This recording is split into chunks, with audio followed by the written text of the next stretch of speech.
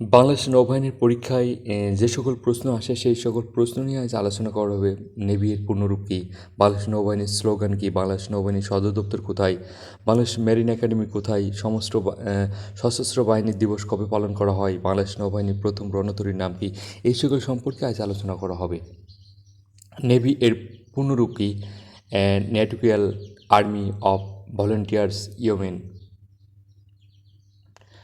বাংলাদেশ নৌবাহিনীর স্লোগান কি? শান্তিতে সংগ্রামে সমুদ্রে দুর্জয়। বাংলাদেশ নৌবাহিনীর শাখা কয়টি ও কী কী?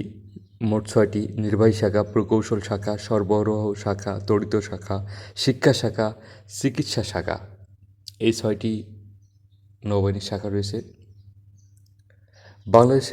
বাংলাদেশ নৌবাহিনীর সদর দপ্তর কোথায় অবস্থিত? বনানী, ঢাকা। বাংলাদেশ নৌবাহিনীতে প্রথম নিয়োগ দেয় কত সালে? 1972 সালে। পাকিস্তান বাংলাদেশ যুদ্ধের সময় নৌ সেক্টর কত নম্বর ছিল? 10 নম্বর সেক্টর ছিল। বাংলাদেশ মেরিন একাডেমি কোথায় অবস্থিত? চট্টগ্রাম, জলদিয়ায়। সশস্ত্র বাহিনী দিবস কবে পালন করা হয়? 21শে নভেম্বর।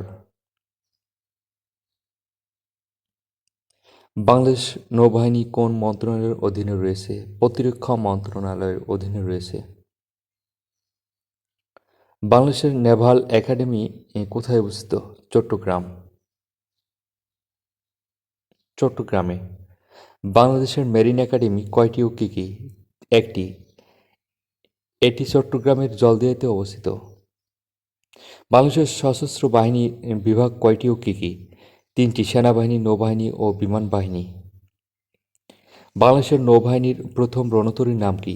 বিএনএস পদ্মা। বাংলাদেশের বৃহত্তম যুদ্ধজাহাজের নাম কি? বিএনএস বঙ্গবন্ধু। বাংলাদেশের নৌ স্কাউটস গঠিত হয় কত সালে? 21শে এপ্রিল 1976 সালে। বাংলাদেশের ও মায়ানমারের মধ্যে কোন নদী আছে? নাফ নদী।